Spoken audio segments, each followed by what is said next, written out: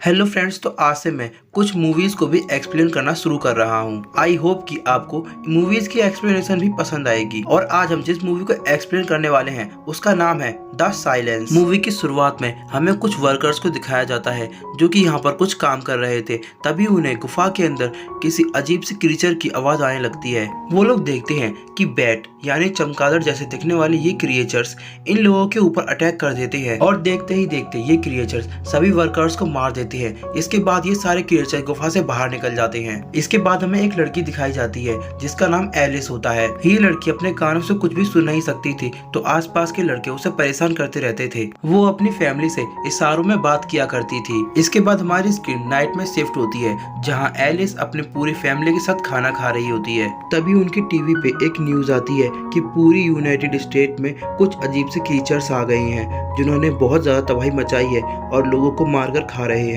यहाँ उनको उन क्रीचर से बचने का तरीका भी बताया जाता है कि उन्हें यहाँ शोर नहीं करना है क्योंकि ये क्रीचर शोर की वजह से अट्रैक्ट होते हैं, इसलिए आप अपने घर में रहें और शोर बिल्कुल भी ना करें। तभी एलिस अपने फादर से बोलती है कि हमारी सिटी में तो बहुत ज्यादा शोर होता है और अगर हम यहाँ रहेंगे तो हम ज्यादा टाइम तक सर्वाइव नहीं कर पाएंगे, इसलिए हमें अभी इस सिटी को छोड़कर कंट्री साइड पर जाना चाहिए। यहाँ सभी लोग एलिस की बात से एग्री करते हैं और वो यहाँ से निकलने का डिसाइड कर लेते हैं। यहाँ इनके साथ इनका एक नेबर भी होता है जो कि इनके साथ जाने के लिए तैयार होता है। उनका नेबर अपनी सेफ्टी के लिए अपने पास एक गन रख लेता है और अब ये लोग अपनी अपनी गाड़ियों को वहाँ से लेकर निकल जाते हैं। रास्ते में एक आदमी उनकी गाड़ी को रुकवा लेता है और उनको गन पॉइंट पे लेकर कहता है कि मुझे अपनी गाड़ी दे दो, क्योंकि वो भी इनकी गाड़ी को लेकर इस सिटी को छोड़कर भागना चाहता था। तभी उनका नेबर उस आदमी के पैर पर शूट कर देता है, जिसके बाद वो लोग अपनी गाड़ी को लेकर वहाँ से निकल जाते हैं। और इसी तरह पूरी रात ट्रैवल करने के बाद वो लोग एक ब्रिज पर आकर फंस जाते हैं क्योंकि वहाँ पर बहुत ज्यादा ट्रैफिक होता है। यहाँ एलिस के फादर उसके नेबर से बात कर रहे होते हैं कि अगर हम रोड से जाएंगे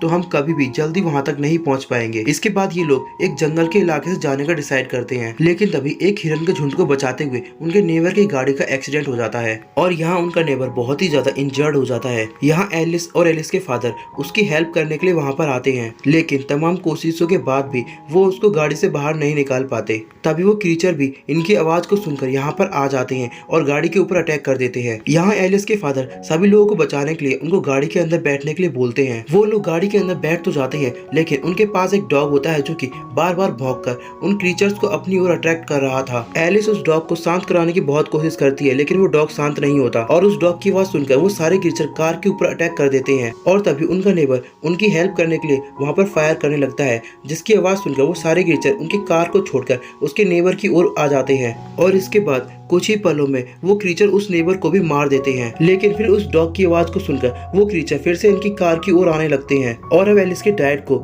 ना चाहते हुए भी उस डॉग को कार से बाहर करना पड़ता है, क्योंकि अगर ये डॉग इनके साथ रहेगा तो वो क्रीचर इनका पीछा नहीं छोड़ेंगे और इनको भी मार देंगे। अब ये देखकर एलिस रोने लगती है क्योंकि एलिस उस डॉग को बहुत ज्यादा पसंद करती थी। एलिस की ग्रैंड माँ उसे शांत कराती है, जिसके बाद एलिस के डैड उनको शांत होने को बोलते हैं। यहाँ इनकी फैमिली के लिए अच्छी बात होती है कि इनको पहले से ही साइन लैंग्वेज में बात करना आता था, तो अब इनकी बातचीत की वजह से वो क्रीचर इनकी ओर नहीं आ सकते। जिसके बाद ये लोग आगे का रास्ता पैदल जाने का डिसाइड करते हैं और इसी तरह चलते हुए वो लोग जंगल के बीच में एक घर के पास पहुंच जाते हैं और यहाँ पर भी वो क्रीचर्स आ चुके थे। तभी उस घर के अंदर से एक ओल्ड लेडी अपनी गन को लेकर निकलती है और वो उनको यहाँ से भगाने की कोशिश करती है। यहाँ एलिस के डैड उसको शांत होने का इशारा करते हैं, लेकिन वो ओल्ड लेडी कुछ नहीं समझ पाती और वो अपनी गन से फायर कर देती है, जिसकी वजह से वो क्रीचर इसकी ओर अट्रैक्ट हो जाते हैं और फिर कुछ ही पलों में इस ओल्ड लेडी की भी यहाँ पर डेथ हो जाती है। और अब इस लेडी के मरने के बाद इसके घर के अंदर कोई नहीं होता। अब एलिस के फादर डिसाइड करते हैं कि वो आज की रात इसी घर के अंदर बिताएंगे। जिसके बाद उनको वहाँ पर एक सेवेज पाइप दिखाई देता है,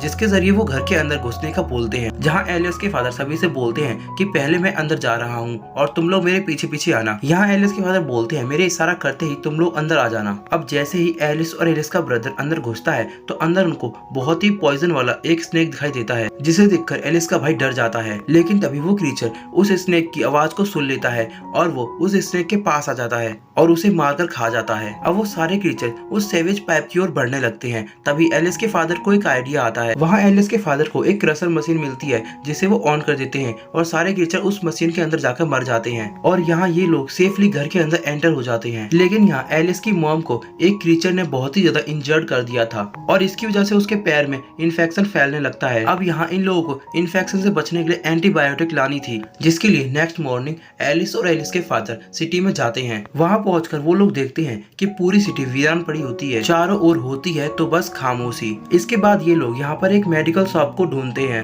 इसके बाद वो एंटीबायोटिक के साथ अपनी जरूरत का और सामान भी ले लेते हैं जिसकी जरूरत उन्हें सफर में पड़ सकती है। तभी वो लोग शॉप्स में देखते हैं कि चारों ओर लाशें ही लाशें होती हैं और ये क्रीचर मरे हुए लोगों की बॉडी में अपने अंडों को दे रहे थे, जिसकी वजह से इन क्रीचर्स की संख्या बहुत तेजी से बढ़ रही थी। अब ये सब देखकर एलिस यहाँ पर चिल्ला देती है, जिसकी वजह से वहाँ और भी क्रीचर्स आ जाते हैं। अब एलिस के फादर एलिस को लेकर वहाँ से बचकर निकलने लगते हैं। निकलते हुए वो लोग वहाँ पर एक फायर अलार्म को ऑन कर देते हैं, जिसके शोर की वजह से वो क्रीचर डिस्ट्रैक्ट हो जाते हैं और यहाँ ये लोग उस शॉप से बाहर निकल आते हैं। बाहर आते ही इनको यहाँ पर एक प्रीज मिलता है। यहाँ वो प्रीज एलिस और एलिस के फादर से बोलता है कि आप लोग मेरे ग्रुप में ज्वाइन हो जाएं। लेकिन एलिस के फादर इससे साफ मना कर देते हैं।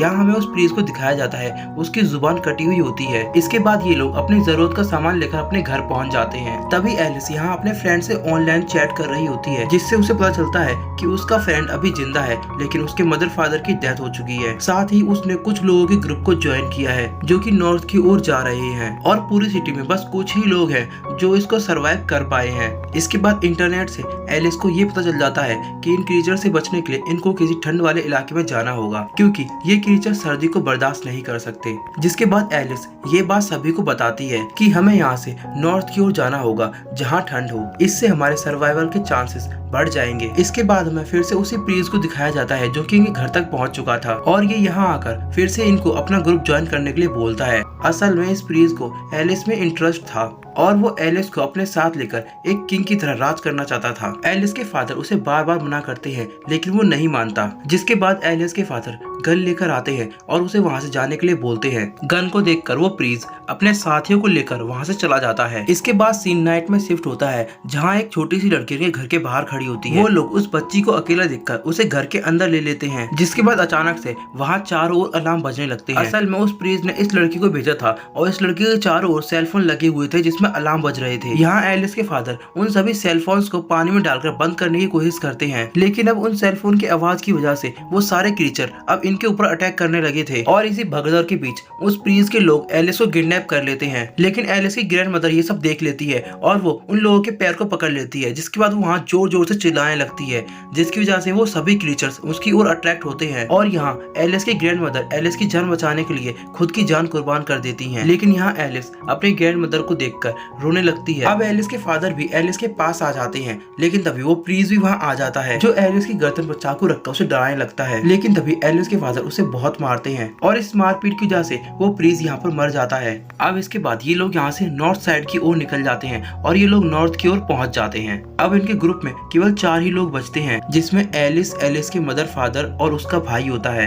नॉर्थ साइड पहुंचकर ये लोग देखते हैं कि यहाँ और भी सर्वाइवल्स होते हैं और अब इसके बाद हमें कुछ सालों के बाद का व्यू दिखाया जाता है, जहाँ अब ये लोग बिना शोर किए बात करना और उन क्रीचर्स के साथ फाइट करना सीख चुके हैं। ये लोग उन क्रीचर्स से फाइट करने के लिए अपने बो एंड एरो का यूज करते हैं और इसी के साथ ये मूवी यहीं पर एंड हो जाती है। आई होप कि आपको ये मूवी पसंद आई होगी। अगर आप लोगों ने अभी तक हमारा चैनल सब्सक्राइब नहीं किया